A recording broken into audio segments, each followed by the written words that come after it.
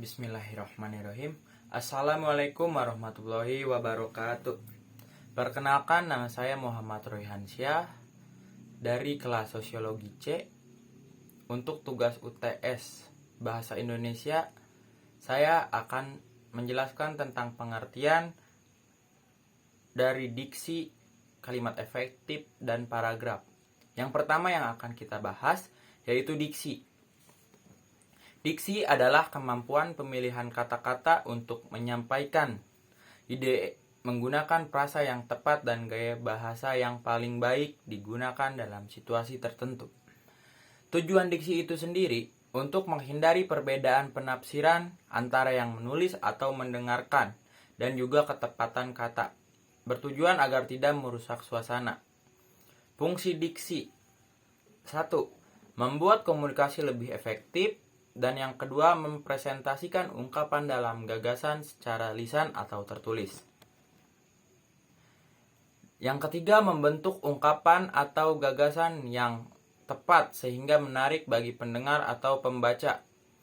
Yang keempat, membentuk gaya pengungkapan gagasan yang tepat, sangat formal, resmi, informal, untuk menyenangkan pendengar atau pembaca. Yang terakhir, kelima, mencegah perbedaan interpretasi. Kriteria pemilihan kata ada 3K, yaitu ketepatan, kecermatan, dan keserasian. 1. Ketepatan.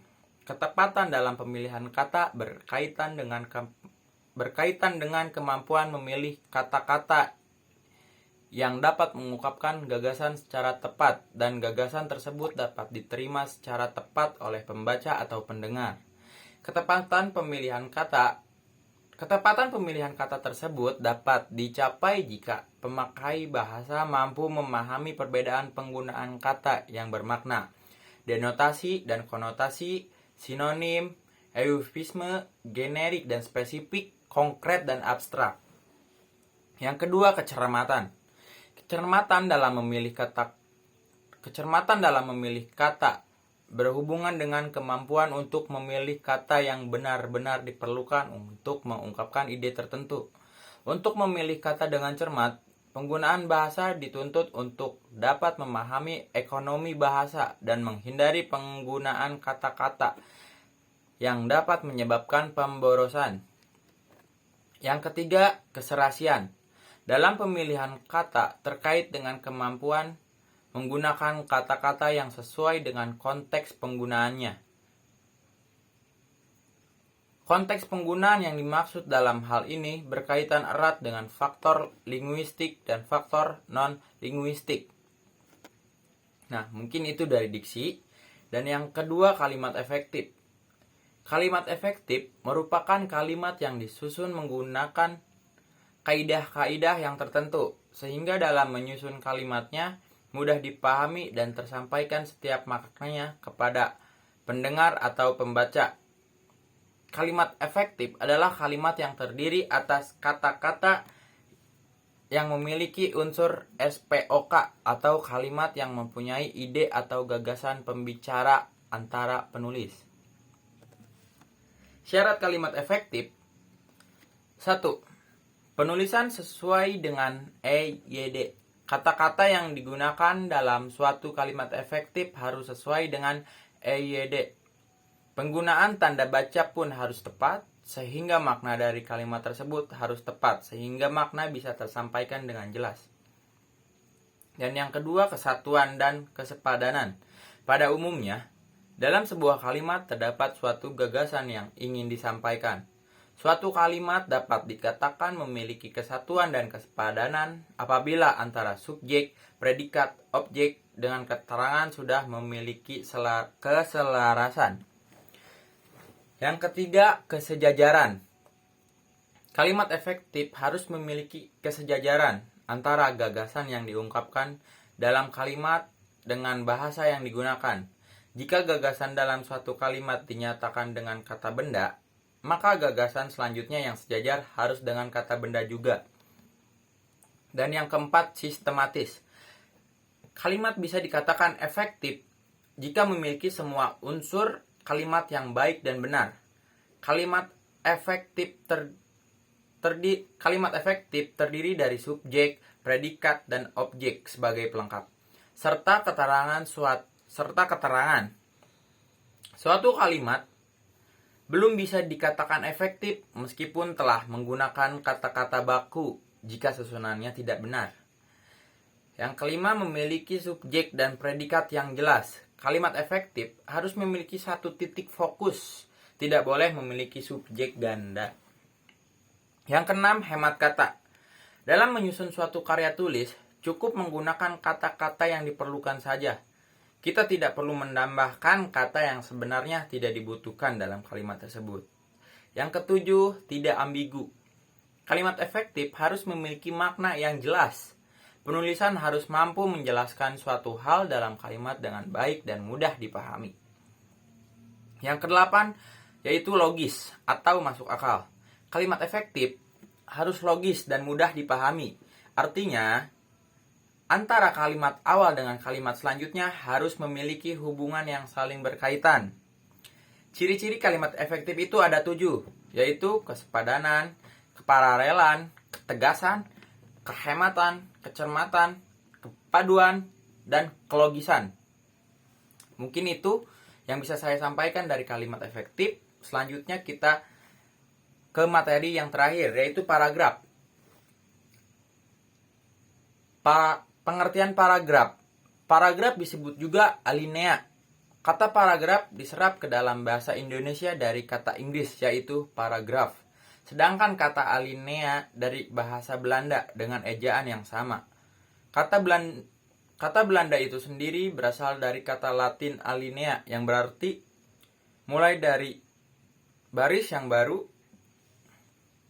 Kata Inggris paragraf terbentuk dari kata Yunani para yang berarti sebelum dan graphein yang berarti menulis atau menggores. Paragraf merupakan inti penuangan buah pikiran dalam karangan. Dalam paragraf terkandung satu unit buah pikiran yang didukung oleh semua kalimat dalam paragraf, mulai dari kalimat pengenal, kalimat utama, atau kalimat topik, kalimat-kalimat penjelas sampai pada kalimat penutup. Fungsi paragraf yang pertama itu adalah 1. Mengekspresikan gagasan tertulis dengan memberi bentuk suatu dan perasaan ke dalam serangkaian kalimat yang termasuk secara logis dalam suatu kesatuan. Yang kedua, menandai peralihan atau pergantian gagasan baru bagi kalangan yang terdiri beberapa paragraf. Ganti paragraf berarti ganti pemikiran. Yang ketiga, memudahkan pengorganisasian gagasan bagi penulis dan memudahkan pemahaman bagi pembacanya. Yang keempat, memudahkan pengembangan topik karangan ke dalam satuan-satuan unit pikiran yang lebih kecil. Dan yang kelima, memudahkan pengendalian variabel terutama karangan yang terdiri atas beberapa variabel. Jenis-jenis paragraf itu ada paragraf pembuka, paragraf penghubung, paragraf penutup. Ya. Yang pertama akan kita bahas paragraf pembuka. Paragraf pasti akan ada yang membuka untuk suatu karangan atau pokok pikiran. Yang kedua, paragraf penghubung. Paragraf penghubung adalah semua paragraf yang terdapat antara paragraf pembuka dan paragraf penutup. Yang ketiga, paragraf penutup. Paragraf penutup adalah paragraf yang dimaksudkan untuk mengakhiri karangan atau bagian karangan. Paragraf ini mengandung simpulan pendapat dari apa yang telah diuraikan dalam paragraf penghubung. Jenis paragraf berdasarkan isinya. 1. Paragraf eksposisi. Paragraf eksposisi ini berisi karangan secara ringkas dan padat, namun jelas koma sehingga menarik untuk dibaca. Dan yang kedua, paragraf deskripsi. Paragraf deskripsi ialah paragraf yang berisi tentang penjabaran suatu objek secara spesifik, sehingga para pembaca dapat membayangkan objek tersebut. Dan yang ketiga, paragraf persuasi. Paragraf persuasi yaitu paragraf yang berisi tentang ajakan. Tujuannya agar para pembaca terbujuk terhadap apa yang disampaikan oleh penulis. Paragraf persuasi menyampaikan ajaran secara halus tanpa mengundang sebuah konflik. Yang keempat, paragraf argumentasi. Paragraf argumentasi adalah kalimat untuk menguatkan argumen atau pendapat. Biasanya paragraf argumentasi dipakai dalam kegiatan debat atau juga bisa terdapat di dalam karya tulis itu sendiri. Ciri-ciri dari paragraf. Ada beberapa ciri yang terdapat pada paragraf, yaitu paragraf pertama ditulis dengan memberikan 5 penekanan spasi dari kiri. Tujuannya agar baris pertama sedikit masuk ke bagian dalam. Yang kedua diawali dengan huruf kapital, dan yang ketiga dalam paragraf terdapat ide pokok karangan secara rinci terletak pada kalimat utama. Yang keempat selalu menggunakan pikiran penjelas yang dituangkan dalam kalimat penjelas. Paragraf hanya mempunyai satu kalimat topik utama. Yang kelima, memenuhi syarat paragraf yang baik, yaitu kesatuan, kepaduan, kelengkapan, dan kevariasian. Mungkin itu yang dapat saya sampaikan dari ketiga materi. Kurang lebihnya mohon dimaafkan. Wassalamualaikum warahmatullahi wabarakatuh.